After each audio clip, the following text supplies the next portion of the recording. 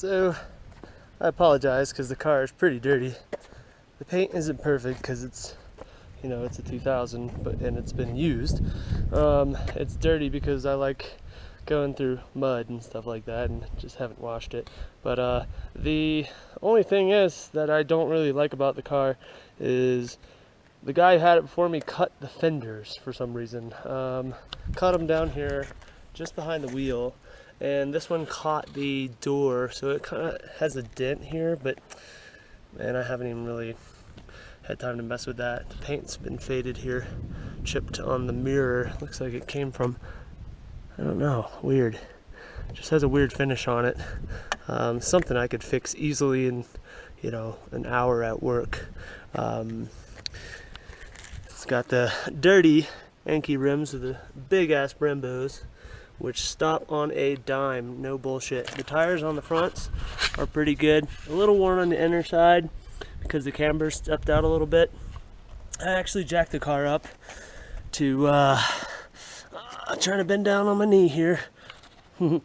But I jacked the car up and adjusted the suspension a little bit to bring the camber in to prevent that. And raised the suspension up. It needs to be set up a little bit better because the alignment's a little off. It's got a little wobble in the steering wheel, but with the suspension set up like this, you have to align it anyways when you do any adjustments. It's got full, everything under here has been, looks like bushings and all have been replaced. With some sort of aftermarket or STI setup. Even the braces are aftermarket. They're like brass colored, they're really cool. And that's pretty much how it is on the entire car. Everything has been, looks like everything has been done on it. Like I said, I've only had this car for a couple months, or a few months. And full exhaust. I'll show you the other side. I think that's the wideband O2 sensor, which I think is throwing the code. I'm not sure. The wideband is reading off right now.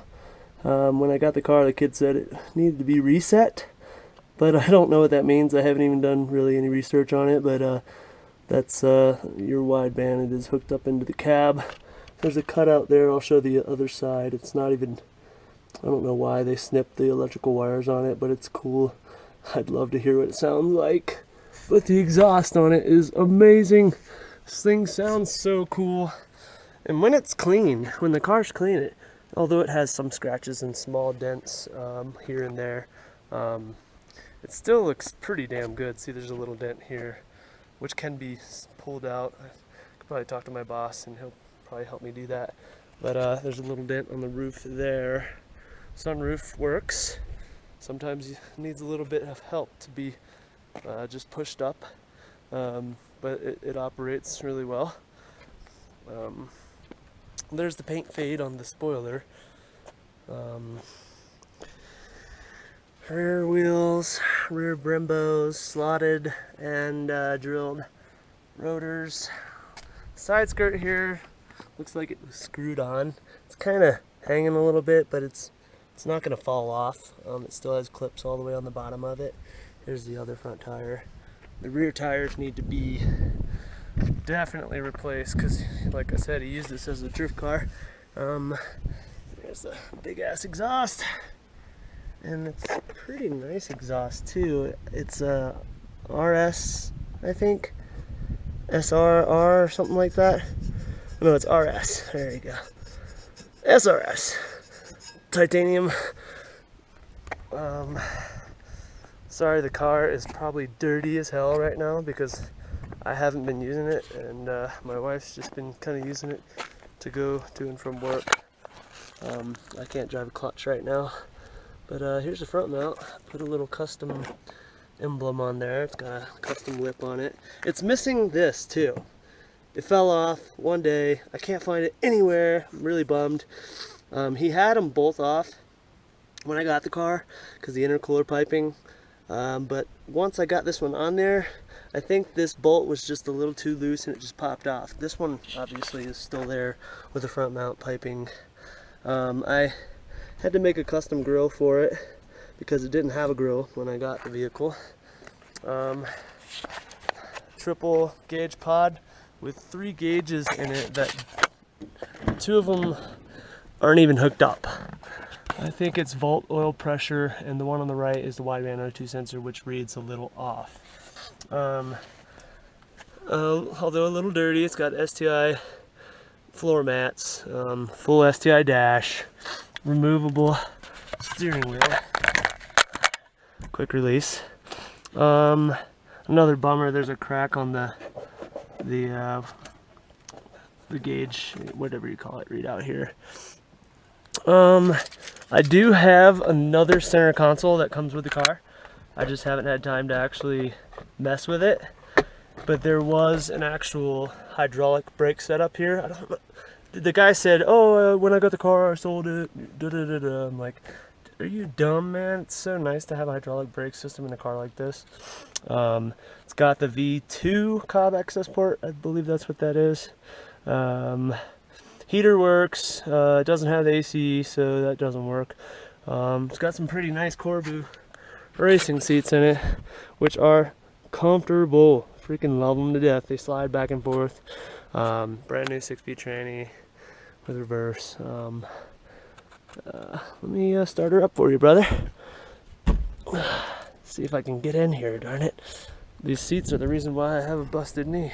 I was getting out of the car and tore my meniscus because I slipped on the ice. So, but also another negative, just trying to think of everything while I'm here, is the gas gauge isn't hooked up. Not sure how that goes. I'm sure the dash needs to be pulled out and wiring needs to be put in or whatever. I'm just not sure yet. I gotta figure all that out. It's got LED headlights, which are super duper bright. People blink at me every time I pass them and they just don't understand. The temperature gauge works. The DCCD has the diff control here, but it needs the auto manual switch to activate it. The plugs are under here, just need to get the switch for it to work. And that will read out on this here. So it shows that the gas is empty, but I've got like $20 in the tank right now. I've run out of gas twice in it. But I can kind of tell now when I need to get gas. Any type of fluttering, you gotta hit the gas station right away or you'll be stuck on the street. Check engine light is due to the O2 sensor, which I can actually plug in our readout here and show you the codes. But it's kind of a pain in the ass right now to do it. Let me see if I can do it real quick. Plug it into the O2 readout down here. Shoot, where is it?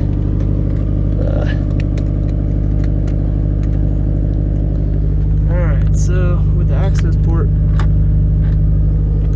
on, I'll go through it with you. It's got a picture of the old STI that used to have all this stuff in it, so let's see, monitor, performance, tune, troubleshoot. You can reset the ECU too. If it's like acting up on you, reset it and that will clear everything and it'll run perfectly. I mean, it runs perfectly right now, but every now and then it does a little hiccup. So it says fuel level sensor, high output. Maybe that's why our fuel level thing isn't working. O2 sensor, circuit 1, bank 1. Coolant thermostat, that's because the thermostat is not in it right now. Like I don't know if you read that text message, but I'll most likely put one in it for you. Fuel level sensor, O2 sensor, bank 1, coolant sensor, and that's it. It's just coolant sensor, fuel level sensor, and the O2 sensor. So other than that, it'll be perfectly running vehicle, except for it does burn a little bit of oil. Like when you really get on it, it burns a little oil, but the performance hasn't been affected by it at all. It's just a typical Subaru thing.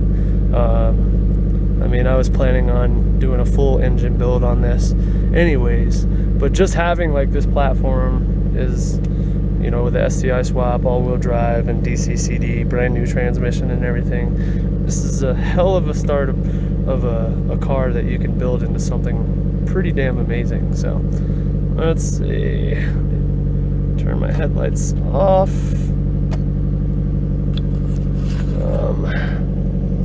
Put my steering wheel back on, if I can, with one hand. Okay, that's good. Pop the hood for you, buddy. Sorry the car's so dirty, man. It's not usually this dirty. Just today. Alright.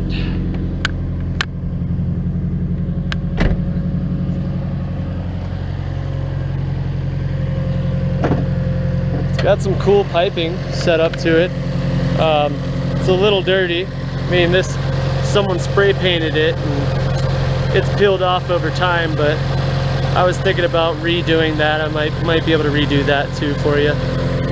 It's just a little dirty under here because I do use it out on the dirt roads. It's got heat wrap on the intake side of the intercooler piping. It's got a Cobb intake. It's got a Perrin oil catch can, which is pretty awesome because it's connected to every part of the intake. It's got a Synapse blow-off valve, which is top of the line. Top of the line Meghan Racing, fully adjustable suspension, strut bar from an STI, and it's got a pretty big turbo on it. I think it's like a 25G or something like that. I'm not exactly sure. It's a GT36X, I think. Ball bearing turbo, dude. You can hear this turbo spool, and when you shut off the engine, you hear the turbo just whistle for about another 45 seconds before it actually slows itself down. I think that's a GFB boost controller, or no, it's HPC, anodized purple. Everything on this car, man, it's ridiculous. It's like the best of the best. I wouldn't be surprised if the engine actually has forged internals in it already, because when they dynoed the engine, oops, I forgot to show you the radiator. It's got dual fans and an aluminum radiator in it, which is pretty awesome. But when they dynoed this car, it dynoed at 348 to the wheels, and they had a 5-speed transmission in it. And that's pretty much the furthest you can push a 5-speed Subaru transmission without blowing the internals. So I think they limited the tune, because that's pretty high numbers for just an STI stock. That's actually really good for this engine. So I'm assuming that it actually might be fully built already. I just don't know because I haven't been into the engine or the oil pan. I mean, it's not completely 100% perfect, but dude, this car is bad to the bone. It is so badass. Let me see if I can rev it up for you. I just wish it was so much cleaner. Listen to that. Dude, oh, I haven't driven this car in almost 2 weeks because of my, well, a little more than that because of my knee injury. But dude, I miss driving it.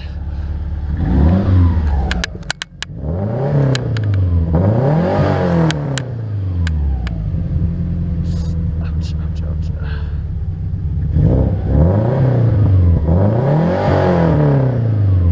A little bit of fuel came out of the muffler there. But dude, it's a sweet ride, man. So I'm not trying to show you any surprises. It's got a full back seat. I got some mud flaps back here. My wife didn't like them, so I had to pull them off because they were red. The car's so dirty, dang it. But yeah, if you have any other questions, dude, let me know. I'll actually try to clean it up if I can within the next couple days and let you see what it looks like in pristine condition. See, I can still hear the turbo.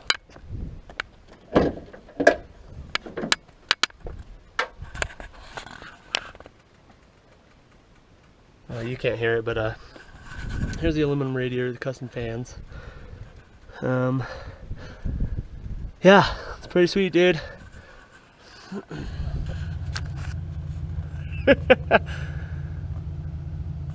My dog sat behind the wheel of the car so she couldn't leave.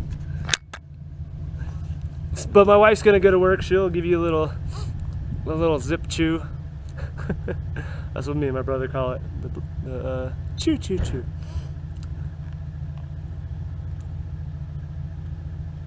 Bye, babe. Have a good day. Love you too. Look at that car, boy. Oh, it's so sexy.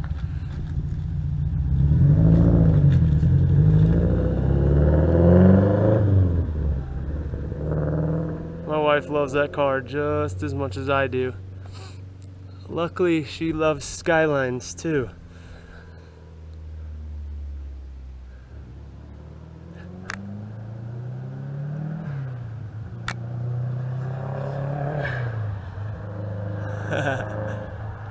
That's my wife. And there's my wiener dog. And there's my Tibetan Terrier. Say hey, Alvin. Say hey, buddy. Say hi. Dude, hope that was enough information for you. If you have any more questions, hit me up. I'll videotape everything, whatever you want, dude.